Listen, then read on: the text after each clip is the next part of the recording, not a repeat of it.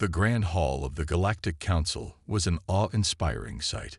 Floating high in space, it was a massive structure made of gleaming metal and glass, surrounded by the silent emptiness of the universe. Inside, alien leaders from countless star systems gathered, their forms as varied as the stars themselves. But today, there was no usual politeness in the air. A heavy tension filled the room as the fate of one human diplomat, Ambassador Daniel Holt, hung in the balance. Ambassador Holt stood at the center of the council chamber, his hands bound by energy restraints. His calm demeanor, though, was a sharp contrast to the fury in the room. He had been brought before the council accused of speaking out against their oppressive rule. His words, once meant to unite different races against a growing galactic threat, had now made him an enemy of the powerful council. The council members, seated in their floating thrones, stared down at Holt with cold, calculating eyes. They were an intimidating group, towering reptilian creatures with razor-sharp claws, insectoid beings with multifaceted eyes, and beings of pure energy whose bodies flickered like lightning. All of them were silent now, awaiting the decision of their leader, the High Commander. The High Commander's voice echoed throughout the chamber, deep and commanding. Ambassador Daniel Holt stands accused of inciting rebellion among the galactic citizens. For his crime, he is to be executed. The words struck like a lightning bolt. The council had already made their decision. Holt would not be given a chance to defend himself. His fate had been sealed before he even entered the chamber. It wasn't just a trial. It was a public execution meant to send a message.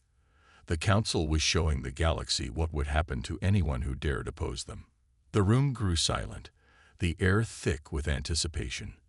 Holt's eyes were locked onto the High Commander, a glimmer of defiance in them. He didn't speak, but his gaze said everything. He knew this moment would come, but he would face it with dignity. There was no fear in him, only a quiet understanding that humanity's struggle against the council would soon begin. The High Commander raised a hand, and instantly, the council's guards moved forward. They were armed with energy rifles capable of incinerating a person in seconds. Holt remained still, his jaw clenched. But before the guards could carry out the sentence, the High Commander turned to the council, his cold eyes scanning the room. "We must make an example of this human," he said, his voice like the hum of an ancient machine. "His death must serve as a warning to all who dare to oppose the might of the Galactic Council." The guards aimed their weapons at Holt. His expression remained unchanged.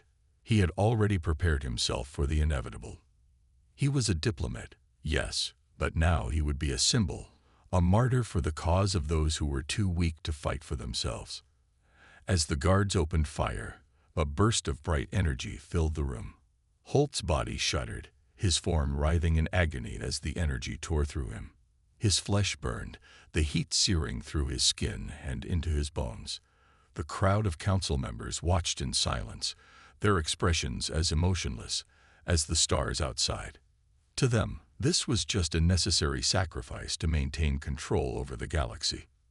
But what they didn't see was the flicker of a small signal flashing in the corner of the room. Hidden within the deepest reaches of the council's network, a transmission was sent, broadcasted to Earth. It was a message from Ambassador Holt himself, sent moments before his execution. "Earth," he had said in his final moments, "do not let this stand. Fight back. The galaxy will know the power of humanity." The words echoed across the stars, reaching the people of Earth. No one on the council had noticed, but that signal was more powerful than any weapon. It carried the voice of a man who had dedicated his life to peace, yet now he was calling for war.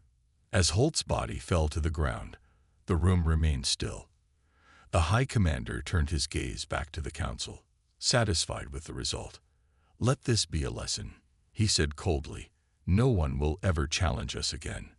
The council members nodded in agreement, but none of them noticed the small, almost imperceptible movement that began to stir across the galaxy. On Earth, in the heart of humanity's capital, a spark had been lit, a spark that would soon grow into an unstoppable flame. The brutality of Holt's execution would not be forgotten. It would fuel a fire of revenge in the hearts of the human race, a fire that would burn through the stars, reaching the farthest corners of the galaxy. And one day, the Council would learn that humanity, when pushed too far, would not bow. It would rise. For now, though, the galaxy seemed quiet, calm, even peaceful. But under the surface, beneath the cold exterior of the Galactic Council, something was stirring. The future was no longer in their hands. Ambassador Holt's death was just the beginning. The days following the brutal execution of Ambassador Daniel Holt felt like a slow burn, simmering with anger and tension. Across the galaxy, people from countless worlds who had once stood under the shadow of the Galactic Council now felt the pulse of something different, a shared sense of injustice. But none of them felt it more intensely than the people of Earth. Back on Earth, the message that Holt had managed to send before his death reverberated across every city, every corner of the world. It was a call to arms, a call to fight back against the Council that had taken so much from humanity. People who had once been complacent, living their lives in peace, now found themselves thrust into a war they hadn't asked for, but were prepared to fight. In the heart of Earth's capital, the leaders gathered in secrecy. They knew the Council's forces were vast, and their reach was seemingly endless. But they also knew one thing with certainty: humanity would not let Holt's death be in vain. President Clara Torres stood in the war room, her eyes scanning the holographic map of the galaxy. Red dots flickered across the star systems, marking out known Galactic Council strongholds and their most vulnerable points. But as Torres looked at the map, something in her expression hardened. She knew this war would be unlike any humanity had ever fought. This wasn't a war of just weapons and technology. It was a war of will. And humanity had one advantage: their unyielding determination. "We've lost a diplomat," President Torres said, her voice cold but steady. "But Holt's sacrifice has shown the galaxy what happens when you push humanity too far. We may not have the fleet to stand against the Council yet, but we have something more powerful. They have underestimated us." Around the room, the other leaders exchanged glances. The Council had assumed humanity was weak, incapable of standing up to their vast empire. But Holt's final message had changed that. It had lit a fire in humanity's heart, a fire that no amount of Council oppression could extinguish. "We can't wait," said General Raoul Kim, the leader of Earth's military forces. "The Council is already making moves. We need to act before they come for us all." Torres nodded. "I agree. But we need a plan. We can't win a conventional war against them. Not yet. We'll have to be smarter, use everything at our disposal. We'll need alliances from other systems who are willing to join our cause." The room fell silent as everyone considered her words. They knew that this would be the first of many decisions that would define the course of humanity's future. Meanwhile, aboard Earth's flagship, the defiant Admiral Sarah Fields stared out the massive viewport, her eyes focused on the swirling nebula far beyond. It was strange to think that only a few weeks ago, she had been preparing for peace talks with the Galactic Council. Now, she was preparing for war. "Admiral," a voice called from behind her, "the fleet is ready." Fields turned to face her second-in-command, Commander Liam Yates. His face was hard, but there was a glint of resolve in his eyes. "We're ready," he repeated. Fields nodded and turned back to the stars. Humanity's fleet wasn't large, but it was growing. And it was not just a fleet of ships. It was a fleet of hope, forged in the fires of anger and driven by the need for justice. Holt's death had awakened something deep within humanity, something primal. They had always been resilient, but now they had the fury of the fallen to guide them. On Earth, cities that had once been quiet with peace now buzzed with preparation.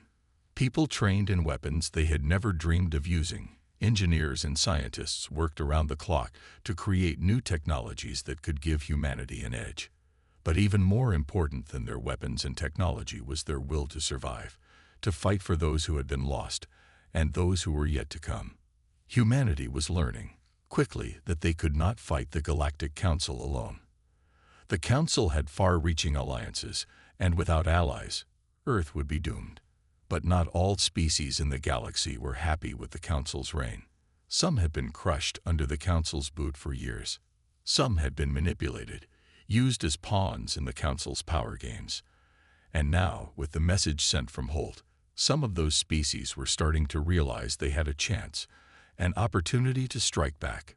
One of those species was the Trilorians, a race of ancient, telepathic beings who had long been silent in the face of the Council's expansion. But their silence was breaking. The Trilorian fleet, once thought to be a myth, now moved toward Earth, drawn by Holt's final words.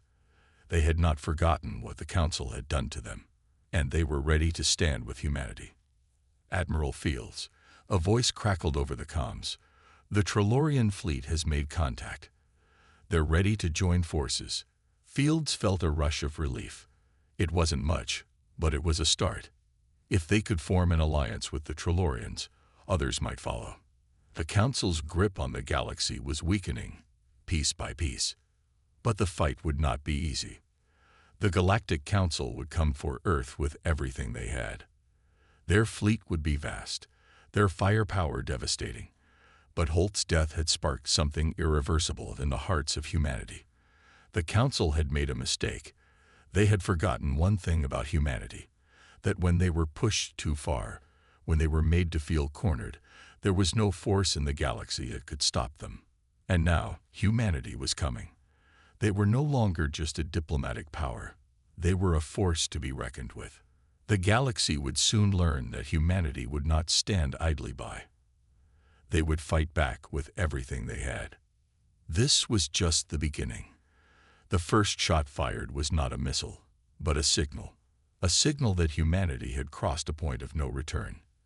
As Earth's fleet aligned in orbit, the distant stars seemed to grow dimmer, the black expanse of space, a harsh reminder of what was at stake. Admiral Sarah Fields stood on the command deck of the Defiant, her eyes fixed on the holographic map before her. The Council's ships were rapidly approaching, and the Earth fleet was outnumbered. Still, Fields couldn't help but feel a surge of hope. It was a feeling she hadn't experienced in a long time, one that had been sparked by the boldness of their first strike and the growing support of their newfound allies. In a dimly lit war room on Earth, President Clara Torres observed the situation unfold in real time. Her fingers drummed anxiously on the table, eyes fixed on the live feed of the fleet. They had spent days preparing, but nothing could truly prepare them for the reality of war. Admiral Fields, President Torres's voice came through over the comms, steady but filled with a quiet urgency. Are we ready for the first strike? We're ready, Madam President, Fields responded without hesitation. But we need to make sure they know we're not here to negotiate. This is a fight for survival. The silence in the war room was palpable as all eyes turned toward the massive screens where the battle for Earth's future was about to begin. A quick glance at the radar confirmed the incoming ships, thousands of them, all belonging to the Galactic Council. They had come to crush humanity. But Fields knew something they didn't. Earth was not what they had expected. As the Defiant broke through the atmosphere, her engines roaring, Fields was determined to show the Council that humanity's will to survive was stronger than anything they had ever encountered. Lock weapons on target, Fields commanded. The crew worked in a flurry of organized chaos. The Defiant had a new weapon on board, something no one had anticipated. It was the culmination of years of research, a new form of energy-based weapon that could disrupt even the most advanced shields the Council had. As the target coordinates aligned, Fields gave the order. Fire. The Defiant's weapon unleashed a bright beam of energy that tore through space like a comet. The beam struck the lead Council ship, shaking it violently as the ship's shields faltered under the unexpected force. The ship shuddered, and for a moment, it looked as though it might fall apart. The other Council ships, stunned by the power of the attack, scrambled to respond. Direct hit, Fields muttered under her breath, watching as the lead ship lost control, veering off course and crashing into the one behind it. The Defiant's weapon had done its job, but it would take more than that to turn the tide. Across the battlefield, smaller ships, including some from the Tellurian fleet, moved into position. The Tellurians, who had long hidden in the shadows, now revealed their full might, unleashing a barrage of energy missiles and plasma cannons that sent shockwaves through the Council's ranks. Their ships, elegant and swift, darted in and out of enemy lines, striking with precision. The Council had never expected such a swift and coordinated attack. But the Council was not easily beaten. Their counterattack came quickly. Massive dreadnoughts, bristling with weapons, fired back, their shields absorbing the onslaught. The Defiant shook as enemy fire rained down on it, and the entire crew could feel the intensity of the battle closing in on them. Braced for impact, Fields ordered, gripping her command chair as the Defiant rocked under another barrage. The hull groaned and lights flickered, but the ship held steady. The crew's resolve, however, was unshakable. "We can't hold out forever," said Commander Liam Yates, his voice tense but clear. "The Council's fleet is relentless. Then we need to make sure they feel our wrath, too," Fields said, her eyes narrowing. "Prepare the second wave." A secondary fleet of Earth ships, smaller but faster, had been positioned on the outer edge of the battlefield, waiting for their moment.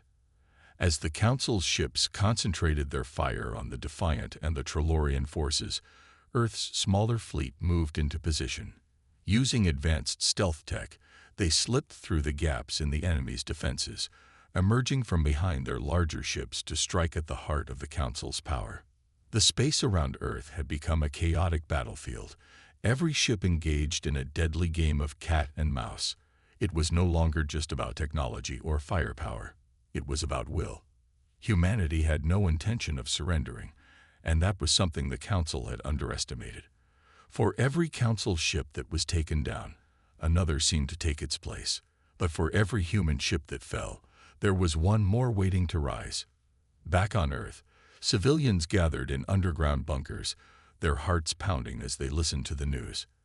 The sound of war was growing louder, but there was also a sense of unity, of something much stronger than fear. The people of Earth knew their survival was at stake, but more than that, they knew their message had been heard across the galaxy.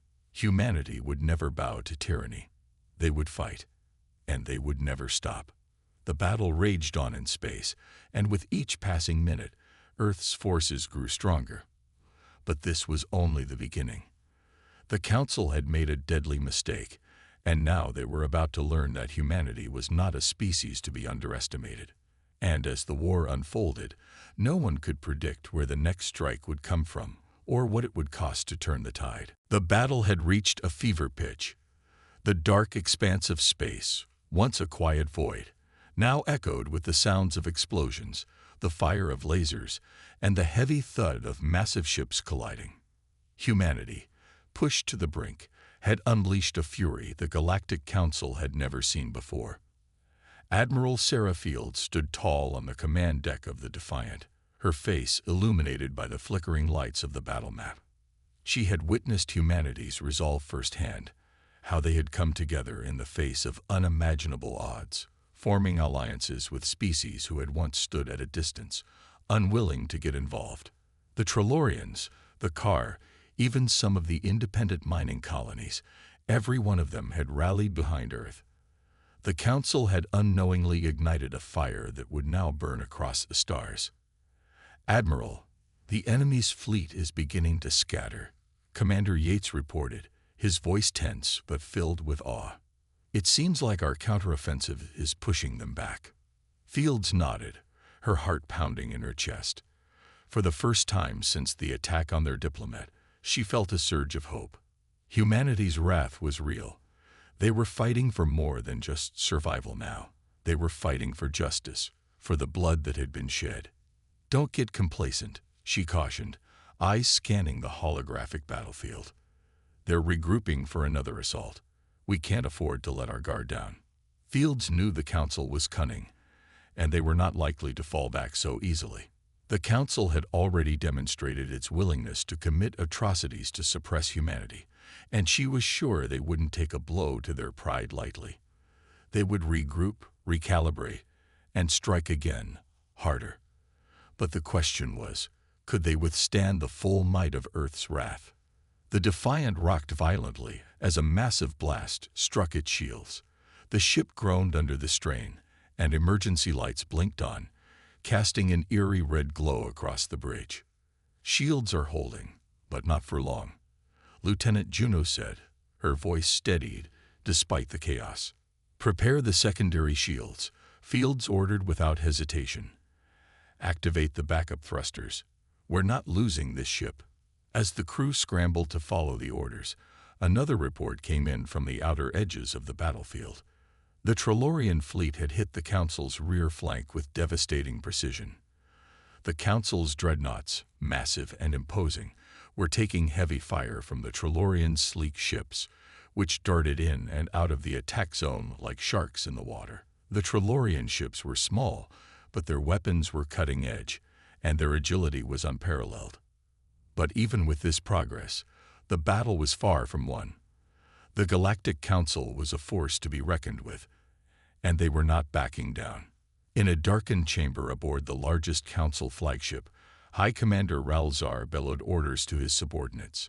His eyes burned with fury as he watched his fleet falter. They had underestimated humanity's will, and now they were paying the price. "The humans have become a threat," Ralzar muttered, his voice low but filled with venom. "We must crush them, or the galaxy will be lost to us." His officers, too, were visibly shaken. For the first time in history, a species that had been considered weak and insignificant had not only dared to challenge the Council, but was actually holding its ground. Ralzar was no fool. He knew this was not just a matter of tactics or weaponry. This was a clash of ideologies, a war that transcended the stars themselves. Ralzar's clawed hand slammed onto the console in front of him, his temper barely contained. "Prepare for the final assault. If humanity will not bend, we will burn them from existence." Back on Earth, the people watched in awe and fear as the first wave of human retaliation had successfully repelled the Council's assault. News outlets broadcast live footage of Earth's fleet, and the streets buzzed with a sense of anticipation. Some feared the worst, but the prevailing sentiment was one of pride. The world had united, and they were no longer the underdogs. The people of Earth were not just fighting for survival. They were fighting for something greater, their future. In the command room beneath the Earth's surface, President Clara Torres watched the battle unfold on a large display screen. She had seen the news of the Diplomat's brutal execution, and it had steeled her resolve. She understood that the Council was willing to wipe out humanity without hesitation. But what the Council didn't understand was that humanity had learned to fight for more than just victory. They fought for the very essence of who they were. "The Council underestimates us," Torres said quietly, her fingers tracing the map of the galaxy. "They think we fight out of fear, but what they don't realize is that our strength comes from something much deeper." "What do you suggest, Madam President?" asked her chief advisor, a seasoned war strategist named Colonel Andrew Malik. "We send them a message," Torres replied. "We make it clear that they can't just eliminate humanity. We'll make them pay for what they did." It was a bold decision, but Torres knew it was the only way forward. She turned to Malik. "Ready the final wave. We'll show them what happens when humanity is pushed too far." Back in space, the battle was heating up. The Council's fleet, now regrouped and reinforced, launched a new offensive. The Defiant, along with Earth's remaining ships, prepared to stand their ground. The coming hours would be crucial. This would be the turning point in humanity's fight for survival. Admiral Fields stood at the helm of the Defiant, her eyes narrowed in focus. She had seen the Council's brutal side, but she had also seen the strength of her people. The stakes were high, but as the battle raged on, one thing became clearer than ever. Earth would not fall without a fight, and humanity would make sure the Council knew exactly who they were dealing with. As the battle raged on across the stars, the vastness of space became a canvas for destruction. The Galactic Council's fleet, with its towering warships and deadly firepower, had faced a fierce resistance from Earth and its newfound allies. But the Council had underestimated humanity's relentless drive. It wasn't just survival they were fighting for anymore, it was revenge. Admiral Sarah Fields stood on the bridge of the Defiant, her gaze fixed on the approaching wave of Council ships. The air was thick with tension, and the hum of the ship's engines vibrated through the soles of her boots. The battle had gone on for hours, and though they had made significant progress, she knew that the Council wasn't going to give up without one last desperate attempt to crush Earth once and for all. "We have to hold them off," Fields said, her voice cold but firm. "All remaining ships, prepare for the final assault." The crew worked quickly, their movements almost synchronized as they engaged in their last line of defense. It was all or nothing. The fate of humanity, and the future of the galaxy, was riding on this final push. "Shields are at 30%, Lieutenant Juno called out, her voice strained. "We can't take another hit like that." Fields didn't flinch. "We will hold. Engage secondary defense systems. All batteries. Fire at will." Across the battlefield, the Earth fleet opened fire with renewed ferocity.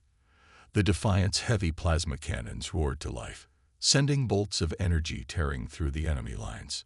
Smaller ships darted in and out of enemy fire, launching guided missiles and fighter craft in a relentless assault. Humanity wasn't just fighting. They were sending a message that they were not to be underestimated, a message that would echo throughout the galaxy for generations. But despite their best efforts, the Council's fleet was not so easily shaken.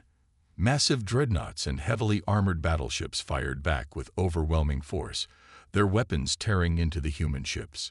One by one, Earth's vessels took heavy hits, their shields flickering as they struggled to withstand the onslaught. "We're losing ships," Commander Yates said, his voice tight with urgency. "Admiral, we can't keep up this pace much longer." Fields gritted her teeth, her heart pounding in her chest. She knew that the Defiant and the remaining ships couldn't take much more.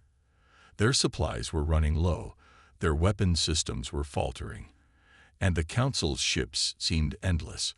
But Fields had seen this before in humanity, in her people's faces, in the courage and determination they showed, time and time again. They weren't just fighting a battle, they were fighting for their future. "Steady, Commander," Fields said. "Hold the line. We have one final card to play." At that moment, a new signal lit up the ship's communication panel. It was a transmission from President Clara Torres, a calm but resolute voice that carried over the comms. "Admiral Fields," Torres began, "we've just received word from our allies. The Trellorians, the Car, and several other systems have mobilized. They are joining the fight in full force. Reinforcements are on their way." Fields' eyes widened in disbelief. For a moment, the weight of the situation threatened to overwhelm her. The Trellorians, the Car, they were feared by many, known for their aggression and their loyalty to their own. But humanity's persistence had inspired them, just as it had inspired so many others. Now, Earth wasn't alone in this fight. "Reinforcements," Fields repeated, a sense of hope rising within her chest. "Are you sure?" "I'm sure," Torres confirmed. "They will arrive in 2 hours.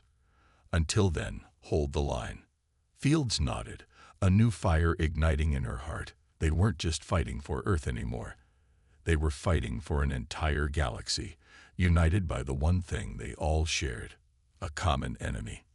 "All ships, hear this," Fields said, her voice cutting through the chaos on the bridge. "We are not alone. The reinforcements are coming. We fight for our future, and for the future of all who stand with us. Do not give up. Not now." The crew erupted in a chorus of determined shouts. A surge of energy coursed through the Defiant as the crew prepared for the final assault. The Council's fleet, unaware of the reinforcements coming their way, continued its relentless assault. But the tide of the battle had begun to shift. The human ships fought with a renewed sense of purpose, their fire becoming more precise, more deadly. The presence of their allies, though still far off, was enough to tip the balance. The Council could sense the change in the air. their perfect control slipping through their fingers. Panic began to spread among the ranks of their fleet. "Admiral," Commander Yates called out, his voice now full of determination. "We've broken their forward line. We're gaining ground." Fields didn't need to say anything in response. She simply nodded, her gaze focused on the war unfolding before her. Earth, against all odds, was winning. But the battle was far from over. The final push was coming, and every ship, every soul was ready to give it their all. The coming hours would determine the fate of the galaxy. Would humanity's wrath be enough to topple the Galactic Council, or would the Council's might finally crush the spirit of Earth once and for all? The final answer was yet to come, and as the battle continued, one thing was clear. Earth was no longer a mere player in the galaxy. They were a force to be reckoned with. The brutal conflict in space had reached its peak. After hours of relentless fighting, both sides were exhausted, battered, and bruised. The Galactic Council, though still massive in force, had begun to falter. Their once unshakable fleet was now showing signs of cracks, and Earth's forces were gaining ground. But the cost was steep. Admiral Sarah Fields watched the battle unfold on the Defiant's main display, her eyes narrowed in concentration. The battle had taken on a rhythm of its own, with ships from both sides engaging in a deadly dance of destruction. Her own fleet, though fewer in numbers, fought with an intensity and ferocity that none of the Council's commanders had expected. A loud alert rang through the ship, pulling Fields' attention back to the moment. The Defiant had sustained heavy damage, its outer hull showing signs of the toll the battle had taken. But the worst part, the ship's engines were starting to fail. "Admiral, we've lost engine power in Section 9. Lieutenant Juno shouted. "If we don't fix it soon, we'll be dead in the water." Fields knew that this could be the end for them. A crippled flagship was a sitting duck in the middle of a war zone, and the Council's ships would undoubtedly focus their efforts on finishing off the weakened human fleet. But then, just as the desperation began to settle in, the unexpected happened. A massive flash of light erupted across the horizon. An explosion of unprecedented magnitude. The entire sector seemed to shudder as a new fleet appeared, emerging from the warp like a storm descending on the enemy. At the front of this new armada was a ship unlike anything Fields had ever seen before. Sleek, angular, and impossibly powerful. Its sheer size dwarfed everything around it. "Is that?" Commander Yates gasped, unable to finish the question. "It's the Trelorians," Fields muttered in awe. "They've come." The Trelorians, long known for their brutal tactics and ruthless efficiency, had been Earth's most unlikely ally. Their fleet was a force to be reckoned with, built for war. Their ships were equipped with devastating weapons, their firepower unmatched. The Council had no idea what they were about to face. The Trelorian ships moved with precision, their weapons lighting up the battlefield with fury. Massive energy beams tore through the Council's fleet, obliterating ships in their path. The Council, momentarily stunned, began to retreat, struggling to adapt to the overwhelming assault from the new arrivals. "We've got their attention," Yates said, a grin forming on his face. "It's working." Fields couldn't help but feel a surge of hope. This was the turning point. Humanity, along with their allies, had finally gained the upper hand. But there was still so much left to do. The Galactic Council might have been shaken, but they weren't defeated. Not yet. "Admiral, we've got an opportunity," Lieutenant Juno said, her fingers flying over the control panel. "If we can push their central command ship into the crossfire, we can take out their leadership. It'll cripple their ability to fight back." Fields nodded. It was risky, far too risky, but there was no time to hesitate. The Council's leadership was the key to ending the war. If they could take it down, the rest of the fleet would fall apart. "Prepare the ship," Fields ordered. "All weapons, target their command ship. Full speed ahead." The Defiant lurched forward as its remaining engines sputtered to life. Every weapon on board, from the smallest laser turrets to the largest plasma cannons, locked onto the Council's flagship. The battle had come down to this: a desperate, all-or-nothing assault that would either break the Council's hold on the galaxy or mark the beginning of humanity's annihilation. "Brace yourselves," Fields warned her crew, her voice steely. "This is it." As the Defiant plunged toward the heart of the enemy fleet, every officer on board knew the gravity of their mission. This was the final gamble, the one that would either ensure humanity's survival or see it wiped out.